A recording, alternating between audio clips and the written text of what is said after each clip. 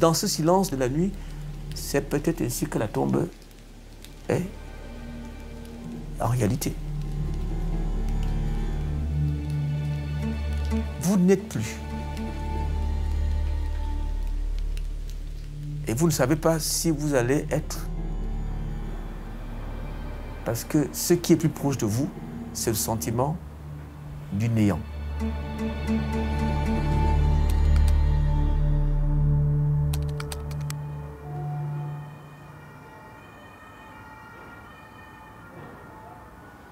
J'ai été piétiné pendant les premières heures de mon arrestation par les militaires qui ont abîmé l'os. Et la longue détention n'a pas permis, je dirais, une rééducation, des soins appropriés. Les souffrances, je les aurai toute la vie, ça c'est clair. Depuis 20 ans, je vis avec, tous les jours, inlassablement.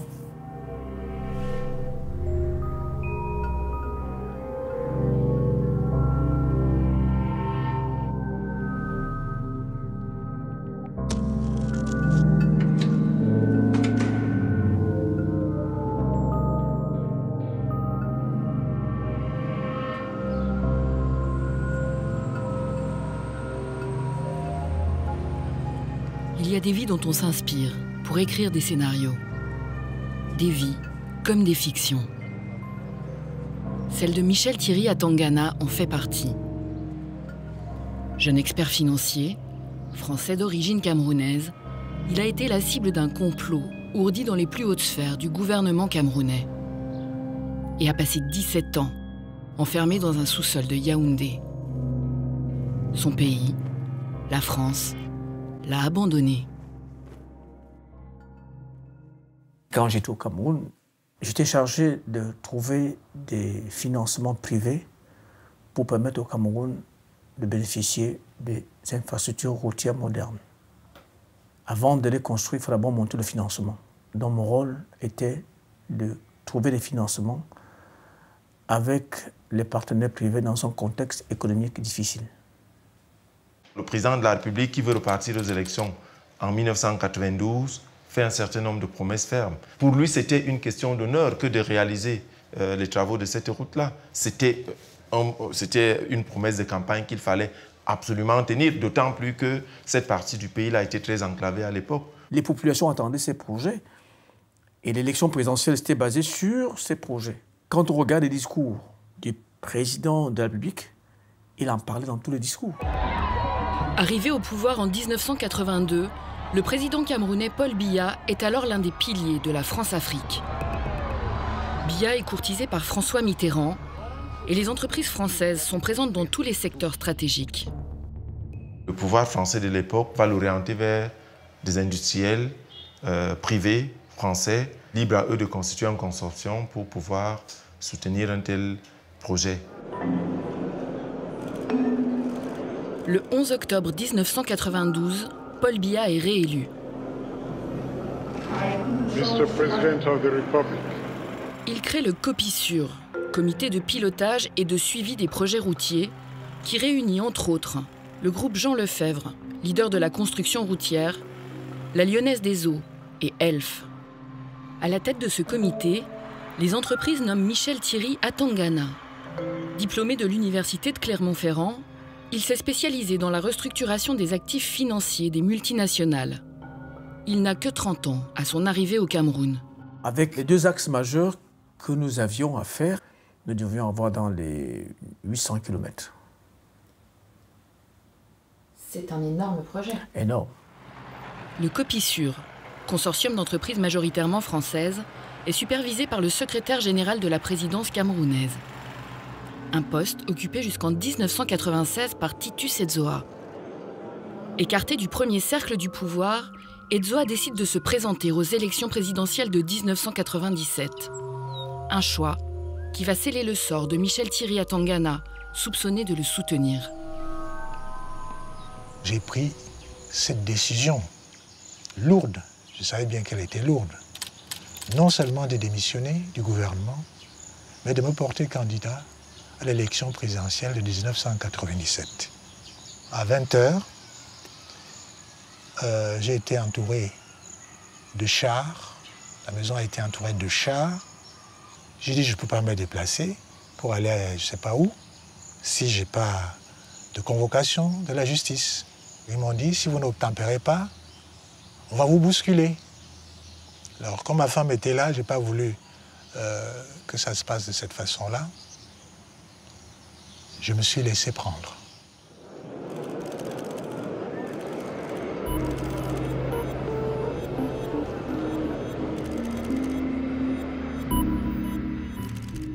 Paul Biya, il règne et il ne veut pas avoir une revendication, une tête qui dépasse. Et dès qu'il y a l'une des personnalités ou l'un des VIP ou l'une des personnes, des anciens ministres qui a des velléités de lui succéder, immédiatement, il se fait couper la tête. Être membre du gouvernement, ça signifie ne pas avoir d'ambition présidentielle du tout. Et donc, à l'époque, j'ai l'impression que les proches du chef de l'État, et même une certaine opinion, trouvent que c'est normal parce que M. Titus Edzoa, pour ce qu'il a été, il a été le médecin du chef de l'État, il a été secrétaire général de la présidence de la République. À un moment donné, on lui a délégué des fonctions. C'était quasiment à un moment donné un chef d'État bis. Donc des gens semblaient trouver normal que son acte soit interprété comme étant de la trahison vis-à-vis du chef de l'État. Et j'ai l'impression, et ça je crois que c'est même ma conviction profonde, que Michel Thierry Yatangana a été au mauvais moment et au très mauvais endroit.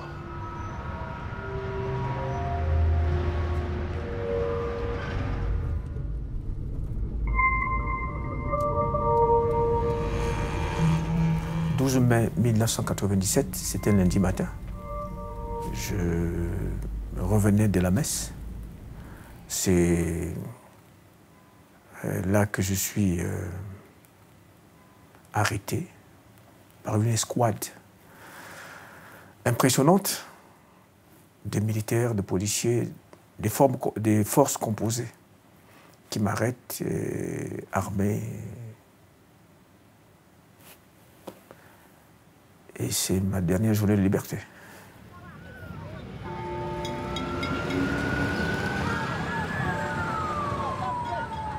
On m'a fait le tour de la ville, sirène hurlante, pour finalement m'amener à la police judiciaire. Une garde à vue, normalement, c'est 4 jours. 4 jours. Et vous restez 52 jours. 52 jours. Je dors par terre, on m'a mis un matelas, une espèce de petit matelas par terre. Je suis couché par terre. Puisque là où je suis installé, ce n'est pas adapté pour la garde à vue. Habituellement, c'est 2-3 jours. Dans tout cela, quand vous avez été libre, quand vous avez travaillé dans des sphères assez élevées, vous découvrez l'envers du décor, brutalement, et les violences qui sont faites. Je pense que c'est quelque chose de l'ordre de la vendetta personnelle de la présidence contre Edzoa, qui a pensé que Atangana était son bras droit, peut-être son financier.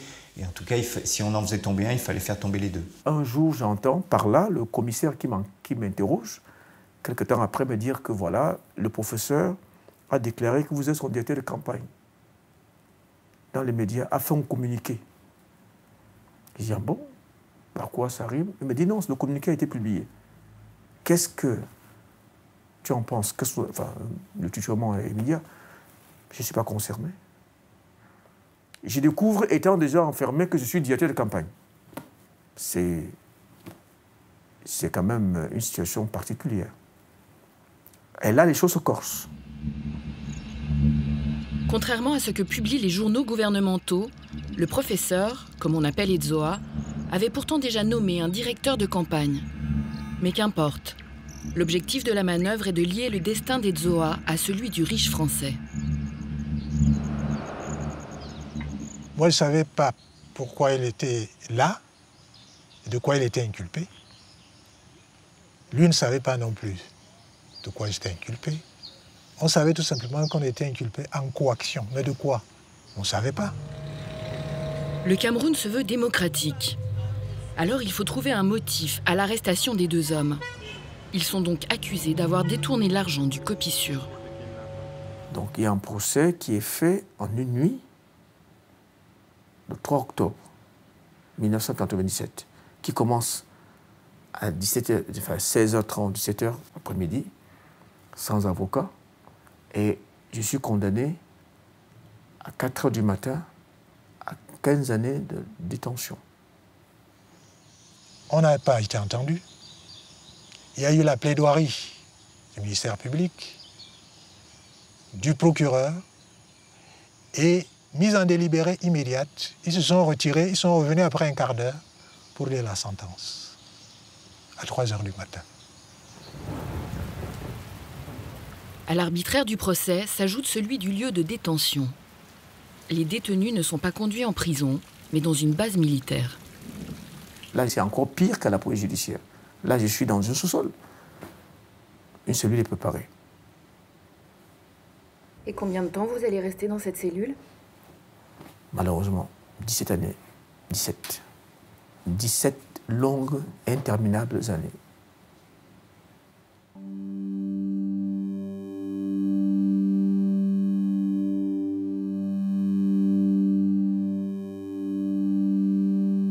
Michel Thierry Atangana était détenu au secrétariat d'État à la Défense, qu'on appelle le CED dans le jargon de l'administration camerounaise. Alors qu'est-ce que c'est le CED? Eh bien, c'est une sorte de lieu de non-droit, puisque ça n'est pas une prison, ça n'est pas une prison secondaire. Le CED n'est répertorié sur aucun document du ministère de la Justice répertoriant les lieux de détention. Je dirais que c'est une sorte, toute chose égale par ailleurs, bien entendu, mais que c'est une sorte de Guantanamo à la camerounaise.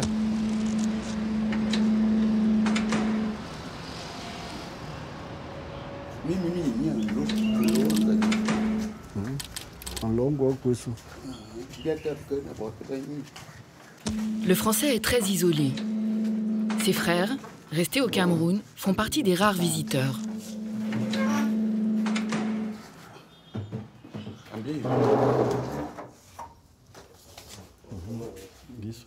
Voilà à peu près comment se présentait sa cellule.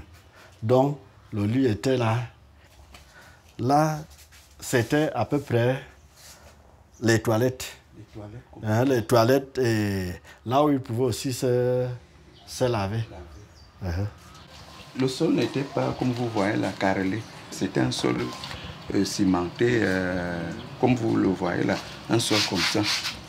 L'entrée était ici. Parce que c'est comme ça qu'on entrait. Il y avait une porte ici, qui était épaisse, qui avait l'épaisseur comme ça, bourrée avec le fer.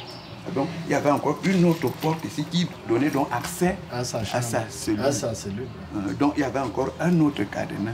Donc là, il y avait une porte en fer. Donc, c'était un fer plat.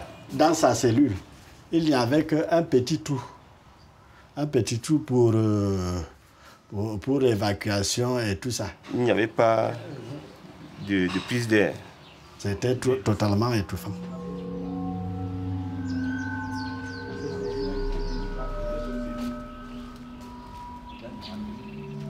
Au début, l'endroit est infecté de cafards, de rats et de souris. Mais au fur et à mesure, avec les batailles que je mets avec les rats et les souris, en me battant, j'essaie de chasser de cet endroit.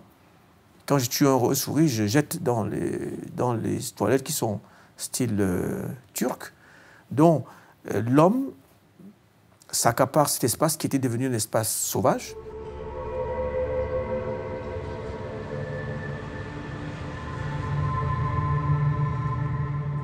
Un matin, j'ai dit je n'entre pas en cellule. J'ai dit ça suffit. Parce qu'on sortait 1 heure par jour. J'ai tout fait. J'ai dit je ne retourne pas. Tuez-moi à la rigueur. Et non, écoutez, on va l'appeler le commandant. Donc ça a créé un incident. On est allé appeler le commandant. Et le commandant, parce que je suis entouré de 12-13 gendarmes armés et tout ça. J'ai tout fait. Et c'est là que le commandant me fait demander, mais qu'est-ce que tu veux? Je dis, mais je ne peux pas y rester enfermé 23 heures sur 24. Je fais quoi? Ouvrez la cellule, je vais rester un peu plus longtemps. Le lendemain, au lieu de 1 heure, on a donné 2 heures.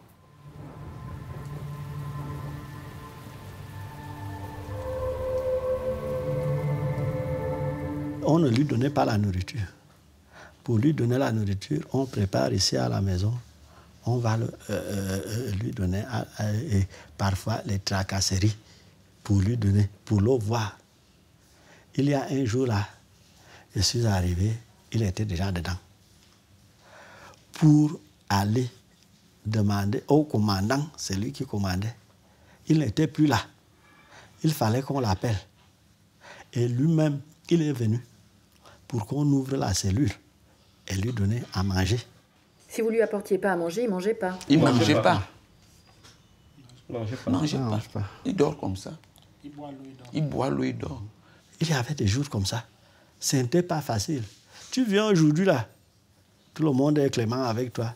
Mais demain, quand tu viens, on nous a accompagnés plusieurs fois avec le fusil à la sortie. Avec les armes. Comme ça. Si ce n'était pas que c'était notre frère, on abandonnait. Les gens avaient peur.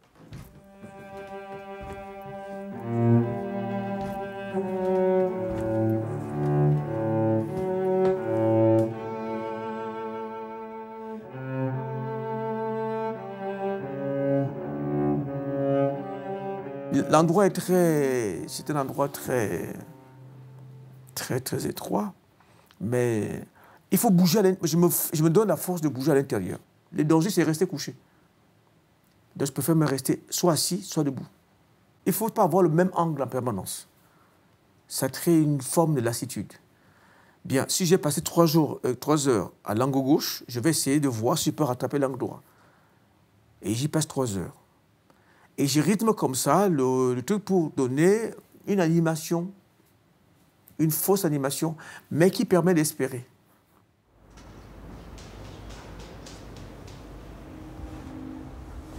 Quand je suis arrêté, j'avais le livre des heures et le chapelet. Avant, j'avais toujours le chapelet dans ma poche.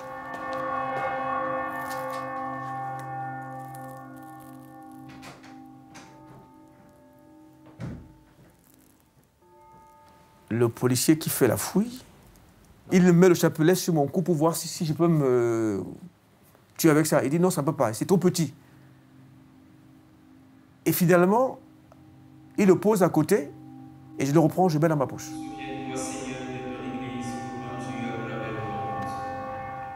Il a enlevé les lacets, les chaussures, je suis pieds nus. Mais très bien. J'ai mon chapelet. Et c'est ça qui me sauve la vie.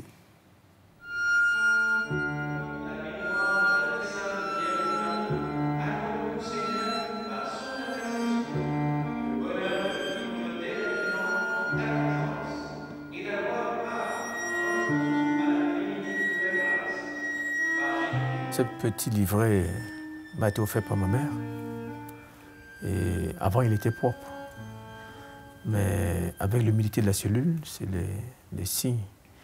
Donc, chaque trait ici correspond à un jour passé en prison où j'ai pu me lever le matin et gagner ce jour-là, chaque jour. Et le lendemain, je reprends la même chose. C'est-à-dire que j'ai rythmé mon temps pour ne jamais passer un jour sans prier. Et en fait, ma victoire sur le temps, au quotidien, c'est de faire ces prières. Et c'est ma plus grande thérapie contre toutes les souffrances qui peuvent habiter le cœur de quelqu'un qui souffre. Donc c'est le témoin de mon temps en prison.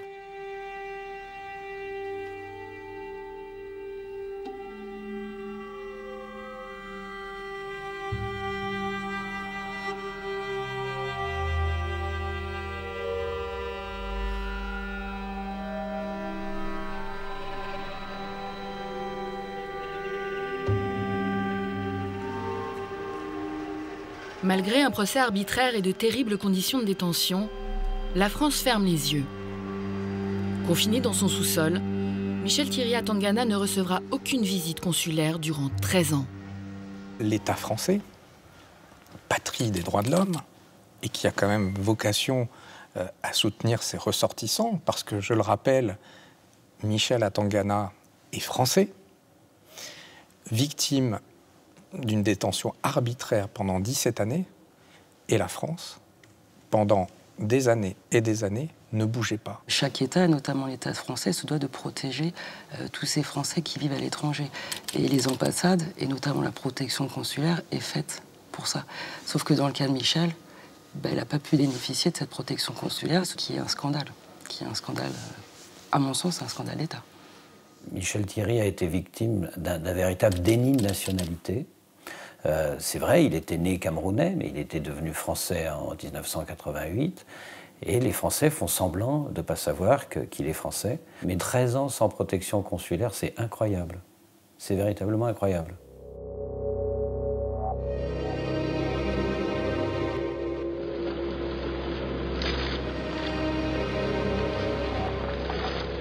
Il y a le monde entier dans un pays comme le Cameroun. Donc, les quelques entreprises françaises, pour maintenir finalement leur rente dans ces pays, je veux dire, il faut que politiquement, ils demandent à Paris, est-ce que politiquement, personne n'emmerde, pour ne pas dire autre chose, le président Biya, même s'il y a des prisonniers français et autres, il ne faut pas critiquer la gestion, la conduite des affaires dans un pays comme le Cameroun, parce que Paul Biya, il a suffisamment de ficelles pour rappeler que c'est lui le patron.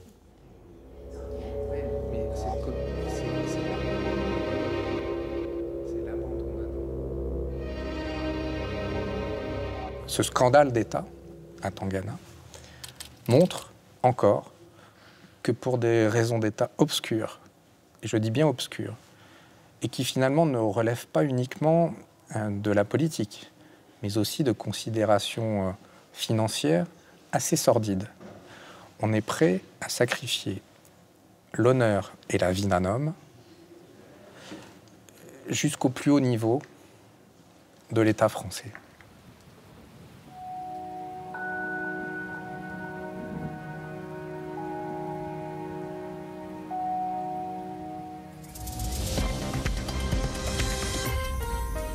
Vous êtes bien sur RFI, Radio France Internationale. À travers les militaires qui sont toujours branchés avec leur radio, j'écoute quand même la radio.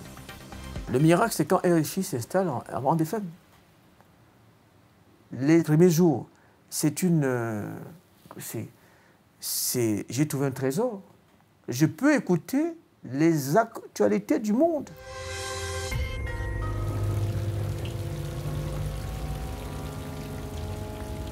Après cette période d'euphorie, la tristesse m'accable. RFI défend des tas de cas dans le monde entier. Mais je suis absent sur les ondes de RFI. Mon cas n'est pas connu. Et je mesure à quel point, vraiment là, c'est là que je mesure dans l'abandon de la France. Puisque RFI relaie l'Arche de Zoé, RFI relaie Madame Bettencourt, RFI relaie les otages qu'on libère. Et je vois l'intervention de la France et la portée. Et je me rends compte, si la France intervenait pour moi, ou si les journalistes intervenaient pour moi, eh bien, je serais aussi protégé et je ne serais pas enfermé comme je suis.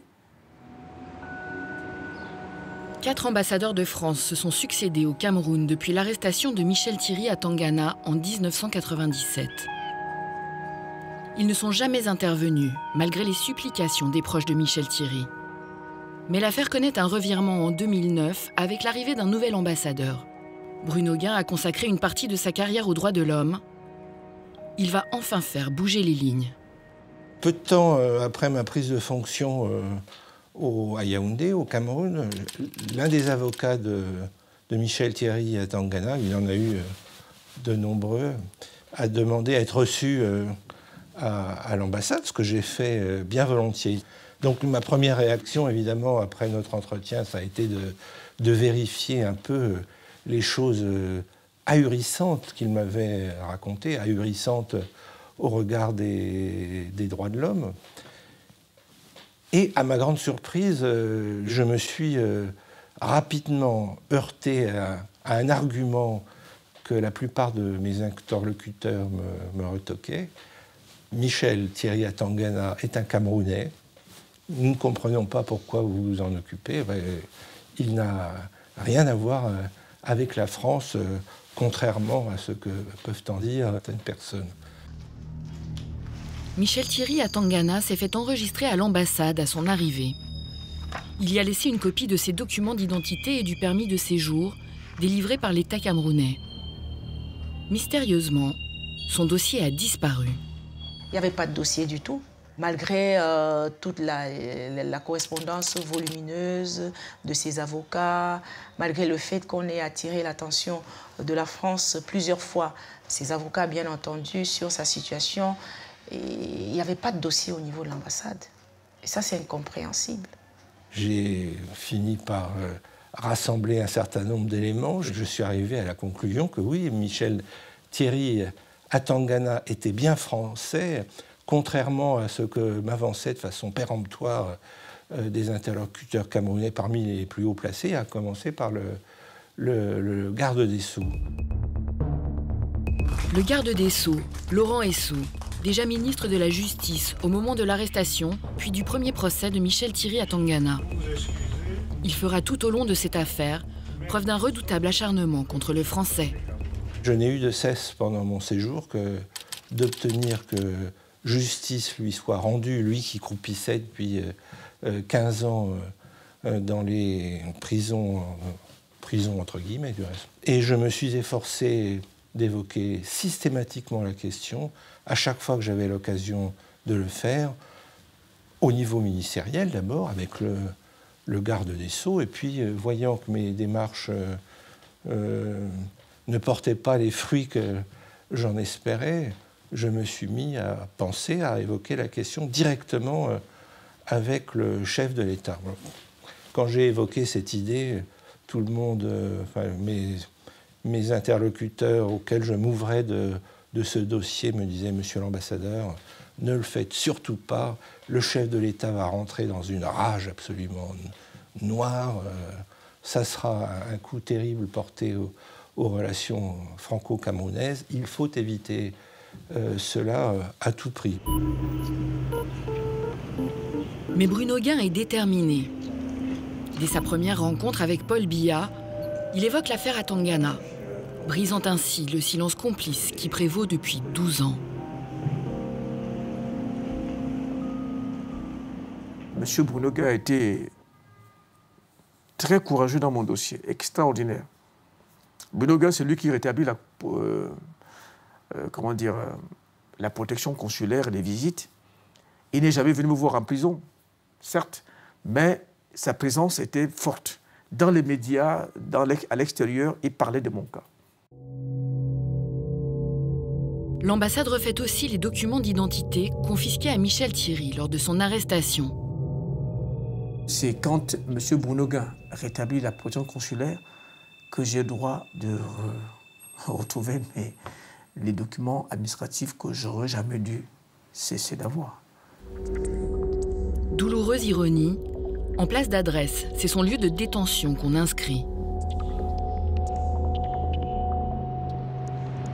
Malgré les efforts de Bruno Guin au Cameroun, à Paris, le pouvoir persiste dans la politique de la sourde oreille. Comme les ministres des Affaires étrangères qui se sont succédés sous la présidence de Jacques Chirac, ceux de Nicolas Sarkozy s'en tiennent à un mot d'ordre, pas d'ingérence. Les autorités françaises ne peuvent interférer dans le fonctionnement de la justice d'un pays tiers.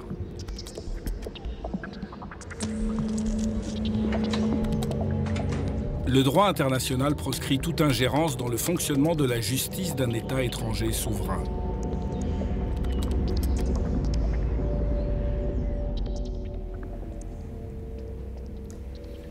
Est-ce que parler de non-ingérence, c'est valider la détention arbitraire ? Tacitement, oui, évidemment. Évidemment. Si une grande démocratie comme la nôtre ne se mêle pas d'un procès arbitraire comme celui-là, qui concerne, on va le dire encore une fois, un ressortissant français, c'est au fond une espèce de laisser-faire.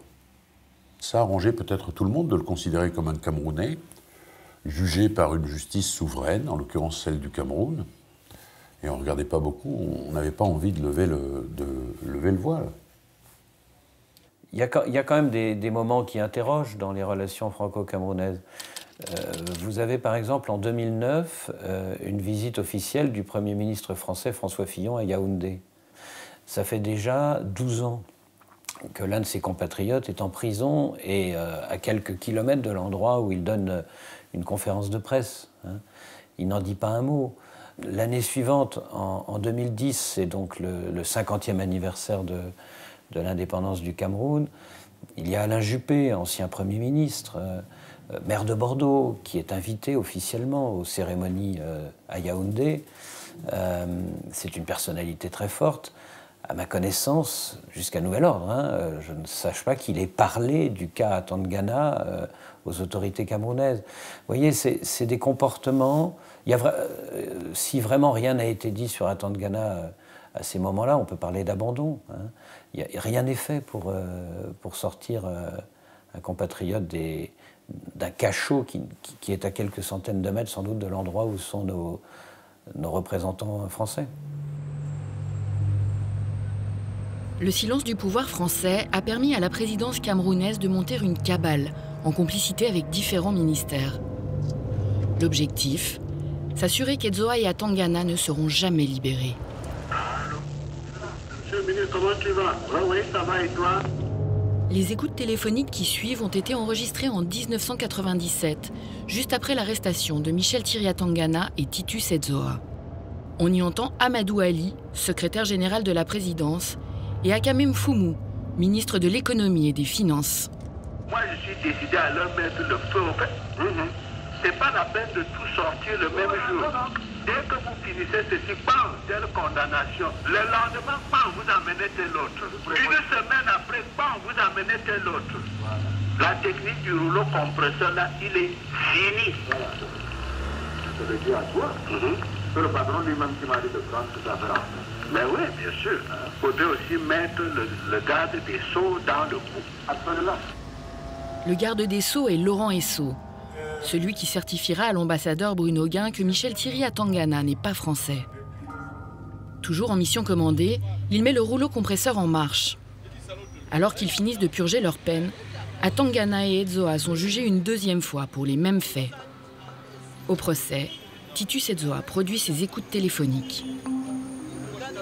Quand les écoutes téléphoniques sont balancées au public, mais tout le monde se rend compte que c'est véritablement un complot qui a été ourdi, puisque les choses sont claires.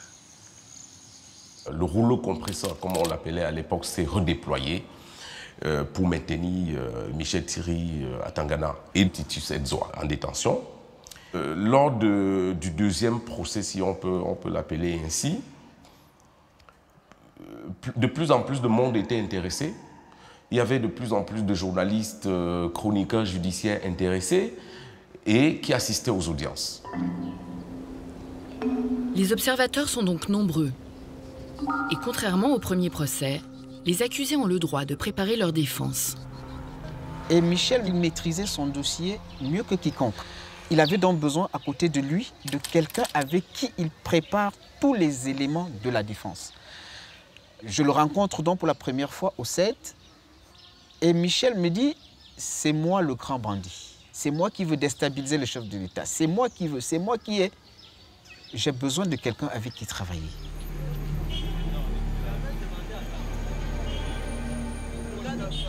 Sa manière de vouloir se défendre était vraiment pédagogique. Il ne voulait rien dire sans justifier avec une pièce. Je peux dire qu'à un moment donné, quand c'était son tour, on allait à son rythme.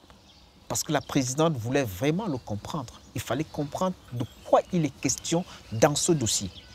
Donc je peux dire qu'on allait vraiment à son rythme. Parce que là, il voulait démontrer son innocence dans tout ce dont on l'accuse. Autre différence majeure par rapport au premier procès, des représentants de l'ambassade de France sont dans la salle. Ils suivront l'affaire jusqu'au rendu du verdict en 2012. Il n'y a pas une audience, une séance d'audience auquel mes collaborateurs n'aient assisté. Et le compte-rendu que j'en avais quotidiennement était absolument consternant. Des témoins balbutiants qui se rétractaient. Il apparaissait aux yeux de tous que le dossier était vide. On sentait bien que certains juges étaient atterrés de voir la vacuité du dossier et ne pouvaient qu'aboutir à la conclusion qu'il devait y avoir un non-lieu. voyant ses hésitations, le garde des Sceaux s'est efforcé de trouver tous les moyens pour écarter les juges de cette collégialité. Je crois qu'on était à 2 ou 3 jours, c'était 2 ou 3 jours du verdict, et nous apprenons que parmi les 3 juges qui ont instruit et qui ont suivi l'affaire pendant 4 ans, il y a 2 qui ont été affectés ailleurs avec effet immédiat.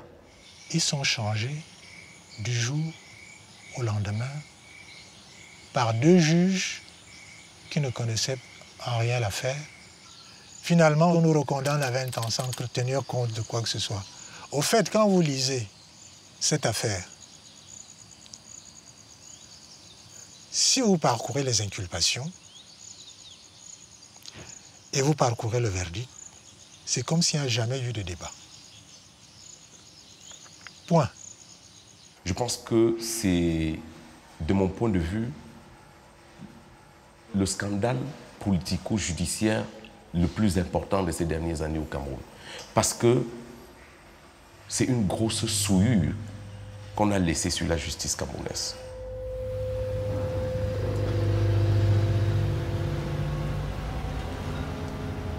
On se retrouve en train de le condamner à 20 ans d'emprisonnement supplémentaire. Mais encore, je dis, l'homme, Michel, me surprend.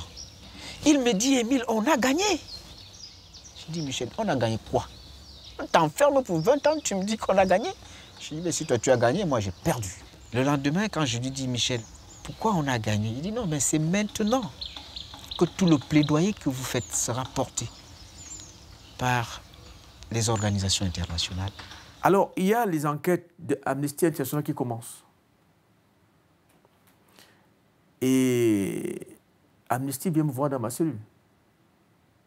J'ai, tout au long de mon parcours, 3 enquêtes d'Amnesty International. Et j'ai aussi la chance d'avoir Freedom House, qui est une ONG américaine, qui fait une recherche sur mon cas.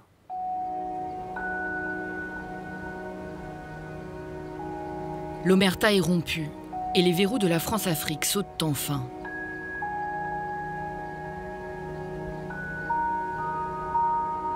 L'affaire remonte jusqu'à l'ONU, où les experts indépendants du groupe de travail sur la détention arbitraire démarrent une investigation. A working group to settle the dispute between Cameroon and him. Le groupe de travail a donc procédé à son enquête, a demandé au gouvernement de s'expliquer sur la situation et au terme d'une procédure contradictoire, le groupe de travail a rendu son avis. Michel devait être libéré immédiatement. Je souligne que ce n'est pas dans tous les cas que le groupe de travail demande une libération immédiate. Dans beaucoup de cas, elle demande, mais chaque fois qu'elle le demande, c'est que les violations sont extrêmement graves et que cette personne n'aurait jamais dû être arrêtée.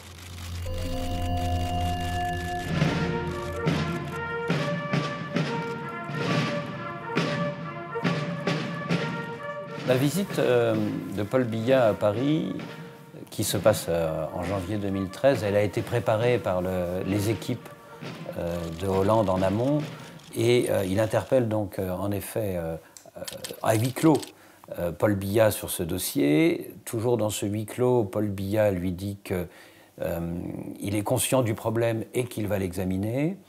Donc voilà, il y a une sorte de montée en puissance qui fait que, parce que François Hollande s'est impliqué personnellement, parce que Paul Biya a accepté de répondre à une question sur ce dossier, on sent que la pression monte.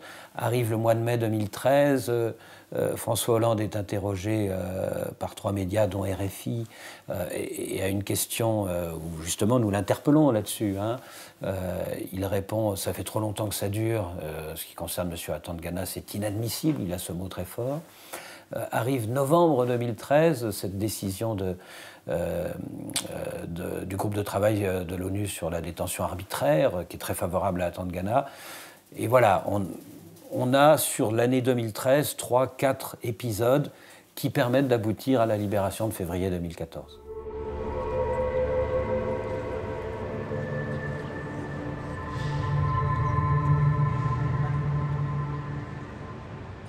Je suis rentré, comme d'habitude, à 18 h dans ma cellule, 18 h moins 10, ou 10. Et un bruit inhabituel. À cette heure-là, vers 21 h, entre 20h30 et 21 h, une agitation à l'extérieur de la cellule me font plutôt craindre le pire. Puisqu'à cette heure-là, ce secteur n'est pas animé de cette manière-là. On ouvre la cellule avec brutalité et rapidité. Et devant moi se dressent des responsables militaires camerounais et français qui me disent que je dois partir.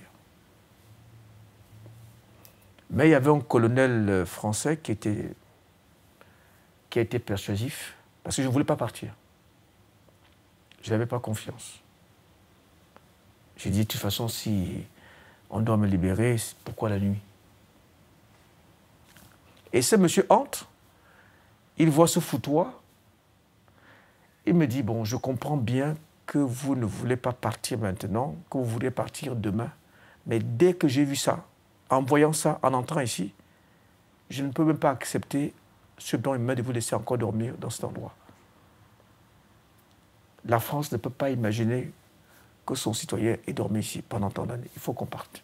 Faites-moi confiance. C'est la France qui m'envoie. Il m'a répété ça 3 ou 4 fois. Et j'étais vraiment immobile, statique. Très éloigné de ce mot, la France, parce que c'était vraiment une intervention que j'avais espérée pendant tant d'années, qui n'était jamais arrivée. Et là, j'étais... Bon. Et là, il a posé un geste que je n'oublierai pas. Il me prend la main.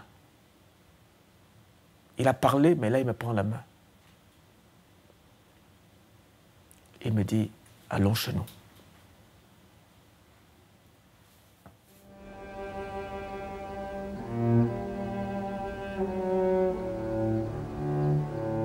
Et c'est ainsi que je découvre l'air de l'extérieur à 21 h, que j'avais perdu depuis longtemps. Et je suis arrivé à l'ambassade. Et voilà. 4 jours après, j'étais dans l'avion pour arriver à Paris.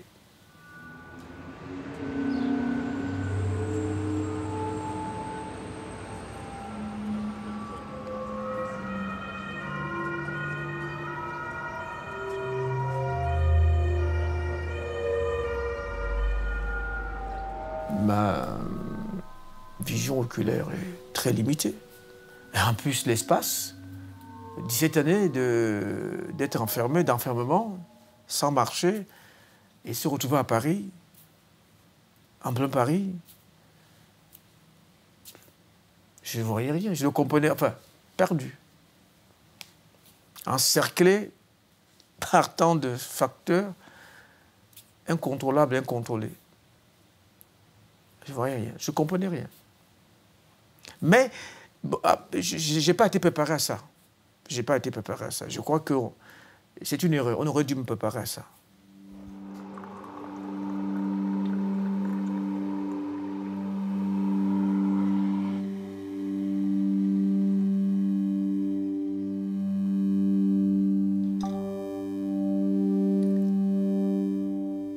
La première fois que je vois Michel Thierry à Tangana, il ne porte pas les stigmates de la détention.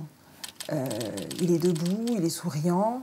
Simplement, je me rends compte qu'il a du mal à se déplacer dans la rue. Il ne voit pas à plus de 2-3 mètres. Il a du mal à distinguer les gens quand ils s'approchent de lui. Il a des problèmes d'orientation. Même dans un espace fermé, dans un appartement, il peut se perdre. Il a aussi des problèmes pour marcher. Il peut se déplacer, mais sur de longues distances, il ressent une douleur.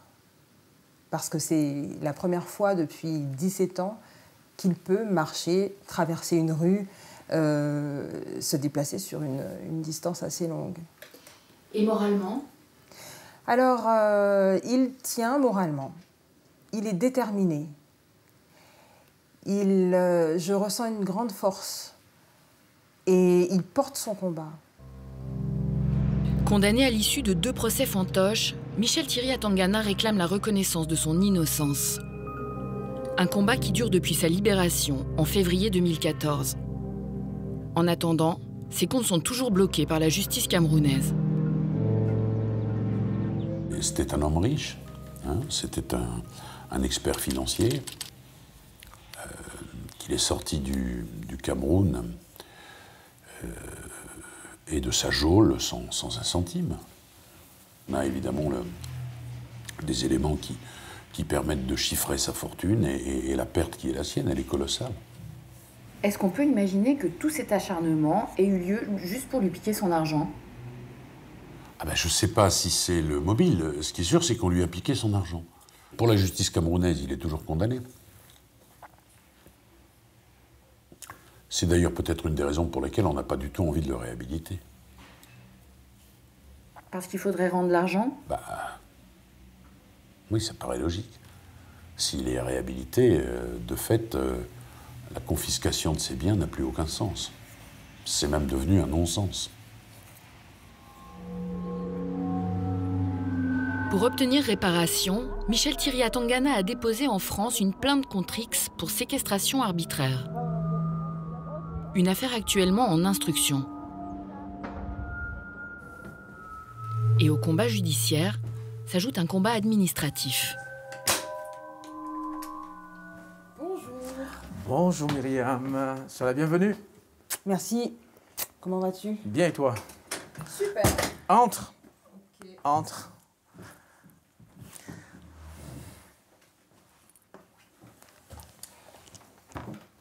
Alors, là, nous avons reçu une attestation d'incarcération du CICR qui a rendu visite à Michel dans sa cellule. C'est une attestation de privation de liberté donc, qui indique que Michel a reçu la visite des délégués du CICR le 5 mars 1999 au secrétariat d'État à la Défense de Yaoundé, donc le lieu où tu étais détenu.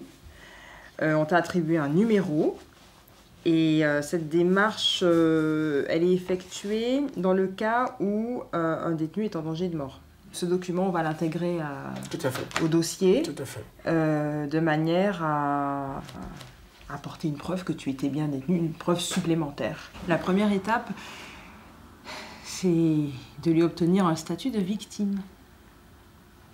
Parce que les preuves que nous avons, les documents officiels que nous avons ne suffisent pas. Son témoignage ne suffit pas. Les séquelles ne suffisent pas. Il faut que les institutions nationales ici reconnaissent ce que j'ai vécu et qu'ils puissent l'intégrer dans mon parcours français. Il y a les enjeux, c'est la sécu, les enjeux, c'est la retraite. Tout ce qui va avec. Pour le moment, je n'ai rien. J'ai tout perdu.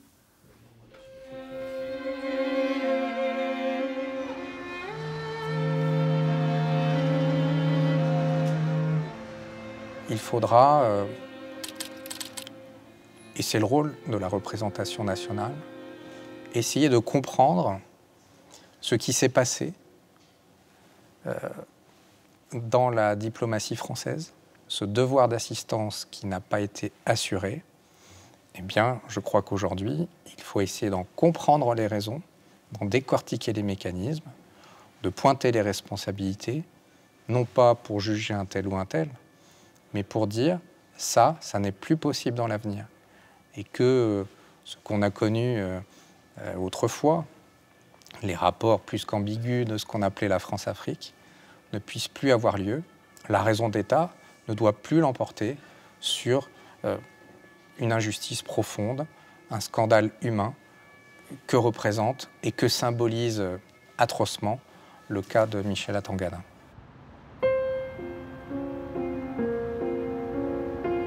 Alors quand nos représentants se décideront-ils enfin à interroger les ambassadeurs de France qui ont étouffé l'affaire et fait disparaître le dossier de Michel Thierry?